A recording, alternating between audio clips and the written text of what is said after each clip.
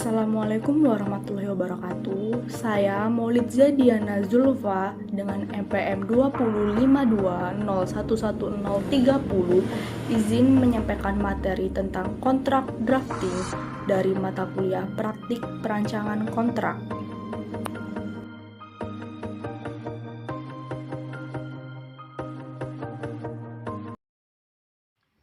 Pengertian perjanjian menurut BW atau KUH Perdata pasal 1313. Perjanjian adalah suatu perbuatan dengan mana satu orang atau lebih mengikatkan diri terhadap satu orang lain atau lebih. Yang dimaksud terlalu luas adalah kalimat suatu perbuatan seolah-olah di dalamnya termasuk juga berbagai macam perbuatan, seperti perbuatan melawan hukum dan Zaakwaarneming.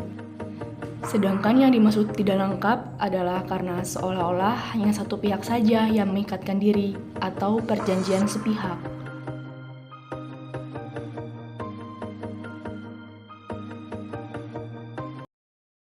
Menurut pasal 1320 KUH Perdata terdapat 4 syarat sahnya kontrak.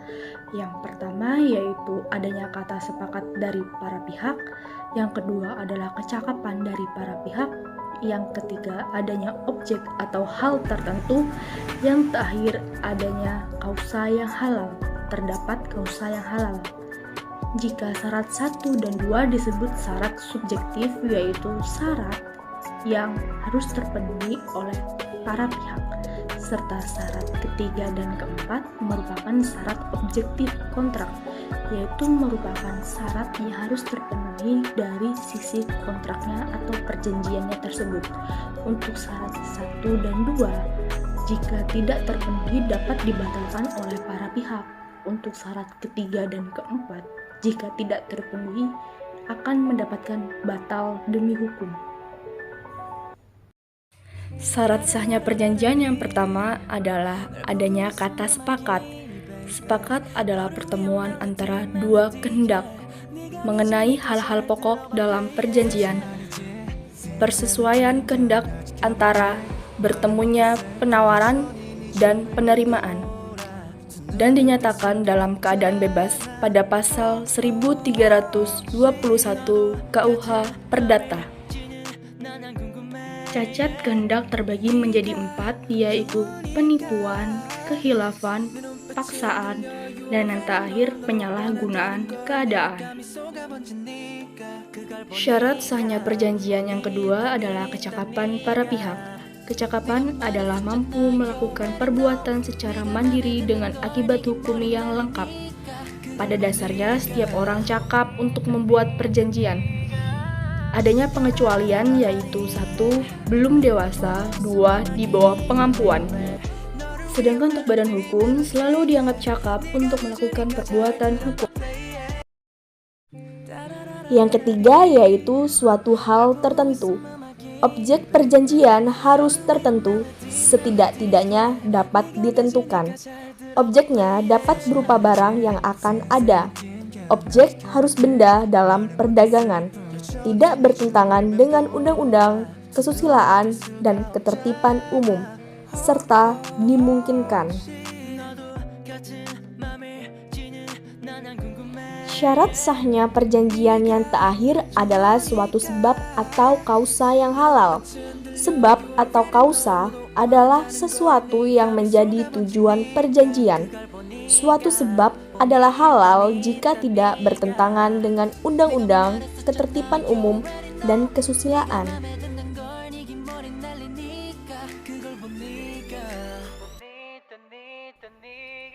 Di dalam suatu perjanjian setidaknya terdapat 5 asas, yaitu asas konsensualisme, asas kebebasan berkontrak, asas fakta sang servanda, asas iktikat baik, dan asas kepribadian. Untuk asas konsensualisme dijelaskan pada pasal 1320 ayat 1 KUH Perdata. Yang pertama yaitu asas konsensualisme, berhubungan dengan saat lahirnya suatu perjanjian. Perjanjian lahir sejak saat tercapainya kata sepakat antara para pihak yang mengadakan perjanjian. Kata sepakat mengenai hal-hal pokok yang menjadi objek perjanjian. Adanya pengecualian yaitu perjanjian formal dan perjanjian real. Hukum perikatan mengenai asas kebebasan berkontrak diatur dalam pasal 1338 ayat 1 KUH Perdata. Yang kedua adalah asas kebebasan berkontrak, yaitu bebas mengadakan atau tidak mengadakan perjanjian, bebas mengadakan perjanjian dengan siapapun, bebas menentukan bentuk perjanjian yang dibuatnya, bebas menentukan isi dan syarat perjanjian yang dibuatnya, bebas mengadakan pilihan hukum. Terdapat hal yang membatasi yaitu undang-undang, ketertiban umum, dan kesusilaan. Mengenai asas fakta san servanda dijelaskan pada pasal 1338 ayat 1 KUH Perdata. Yang ketiga yaitu asas fakta sunt servanda, yaitu asas ini berhubungan dengan akibat suatu perjanjian. Para pihak harus menaati perjanjian seperti halnya menaati undang-undang. Perjanjian tidak dapat ditarik tanpa persetujuan para pihak. Pihak ketiga, termasuk hakim, harus menghormati perjanjian yang telah dibuat oleh para pihak. Untuk asas tentang iktikat baik dijelaskan pada pasal 1338 ayat 3 KUH Perdata. Yang keempat yaitu asas iktikat baik. Asas ini berkaitan dengan pelaksanaan suatu perjanjian. Asas iktikat baik terbagi menjadi dua, yaitu iktikat baik subjektif dan iktikat baik objektif. Yang kelima adalah asas kepribadian. Asas ini berhubungan dengan subjek yang terkait dalam suatu perjanjian. Tertera pada pasal 1315 junto pasal 1340 ayat 1 KUH Perdata, suatu perjanjian hanya berlaku antara pihak-pihak yang membuatnya. Dalam asas kepribadian ini adanya suatu pengecualian yaitu tertera pada pasal 1317 KUH Perdata. Menurut pasal 1338 Kitab Undang-Undang Hukum Perdata, akibat dari suatu perjanjian adalah perjanjian mengikat para pihak, perjanjian tidak dapat ditarik kembali secara sepihak, perjanjian harus dilaksanakan dengan iktikat baik.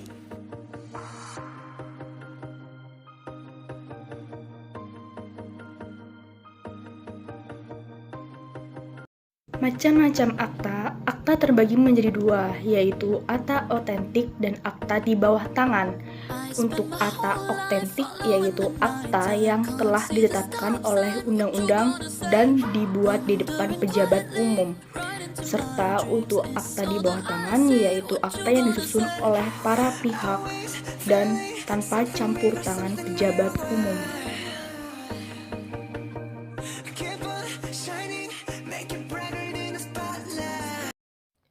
Uang prestasi adalah keadaan di mana si berutang atau debitur tidak melakukan sesuai dengan apa yang diperjanjikannya. Dengan kata lain, debitur tidak memenuhi prestasinya. Tidak terpenuhinya prestasi karena adanya kesalahan dari pihak debitur. Wujud dari uang prestasi diantaranya itu tidak memenuhi prestasi sama sekali, memenuhi prestasi tetapi tidak tepat waktu, memenuhi prestasi tetapi tidak sesuai dengan isi perjanjian, melakukan sesuatu yang menurut perjanjian tidak boleh dilakukan. Sanksi uang prestasi yaitu diantaranya ganti rugi, pemecahan atau pemutusan perjanjian, peralihan risiko, serta membayar biaya perkara bila sampai diperkarakan.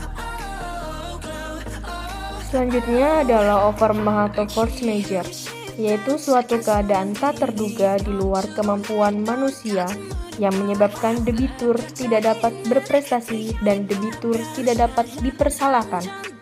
Akibat adanya overmah yaitu timbulnya risiko. Macam-macam overmah. Terdapat dua jenis macam overmah, yaitu overmah absolut atau objektif dan overmah relatif atau subjektif. Macam-macam overmah. Overmah absolut atau objektif, yaitu overmah yang benar-benar tidak dapat diatasi. Yang kedua, overmah relatif atau subjektif, yaitu overmah yang sesungguhnya dapat diatasi tetapi dengan pengorbanan yang besar. Risiko merupakan akibat dari terjadinya overmah. Asas umum risiko. Dalam perjanjian sepihak, risiko ditanggung oleh kreditur. Sedangkan dalam perjanjian timbal balik, risiko ditanggung oleh kedua belah pihak. Maksud pembuatan akta kontrak.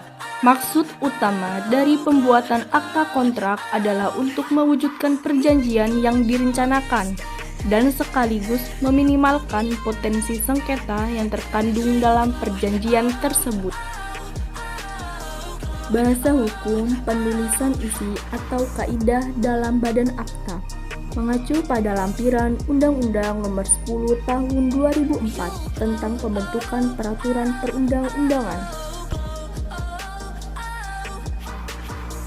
Legalisasi adalah suatu pernyataan bertanggal tentang telah dikenal atau diperkenalkannya penandatanganan atau pembubuh cap jempol. Telah dijelaskan isi akta kepada penandatangan atau pembubuh cap jempol. Pembubuhan tanda tangan atau cap jempol dilakukan di hadapan pejabat umum. Jenis-jenis perjanjian diantaranya yaitu perjanjian sepihak dan perjanjian timbal balik, perjanjian bernama dan perjanjian tidak bernama, perjanjian obligator dan perjanjian kebendaan, perjanjian konsensual real, perjanjian cuma-cuma dan perjanjian atas beban, perjanjian formal, perjanjian campuran, perjanjian penanggungan, perjanjian standar atau baku, dan perjanjian garansi.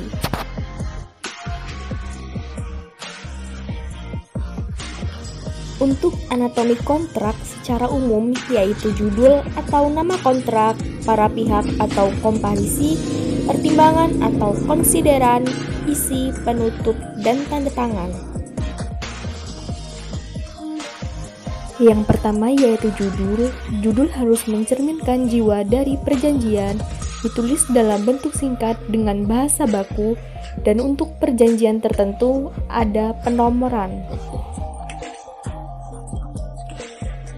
Setelah judul yaitu pembukaan. Pembukaan merupakan awal kata yang menunjukkan tanggal dan tempat terjadinya perjanjian. Contohnya adalah sebagai berikut. Pada hari Jumat, tanggal 23 bulan Januari tahun 2015, bertepat di Salatiga, kami bertanda tangan di bawah ini, dan seterusnya. Selanjutnya yaitu komparasi adalah bagian yang menyebutkan nama para pihak dalam perjanjian, mencantumkan identitas yang menjelaskan kedudukan dan kewenangan para pihak. Untuk identitas perorangan biasanya menggunakan KTP sebagai landasan untuk mengisi komparasi, dan bagi perusahaan biasanya menggunakan akta pendirian perusahaan. Selanjutnya yaitu premis, pengantar akta yang menjelaskan maksud dan tujuan dari para pihak, berisi alasan ataupun dasar pertimbangan adanya perjanjian. Disebut juga sebagai konsideran atau latar belakang lahirnya perjanjian.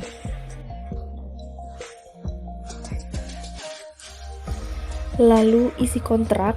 Isi kontrak dapat dibuat bebas, kecuali telah diatur dalam undang-undang, mencantumkan segala hal yang pokok yang dianggap perlu, sebagai pernyataan kehendak para pihak yang tertuang dalam pernyataan tertulis, menjelaskan dengan detail mengenai objek perjanjian, menjelaskan tentang hak dan kewajiban para pihak, serta uraian lengkap mengenai prestasi. Dan yang terakhir yaitu penutup, yaitu kata atau kalimat yang menyatakan bahwa perjanjian ini dibuat dalam rangkap dan bermaterai yang cukup.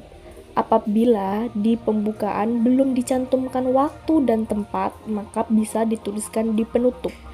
Alangkah baiknya menyebutkan jumlah saksi. Jika adanya tambahan, perlu dibubuhinya tanda tangan ataupun cap. Demikian yang dapat saya sampaikan dari materi pembelajaran kontrak drafting dari mata kuliah Praktik Perancangan dan Kontrak. Sekian dan terima kasih.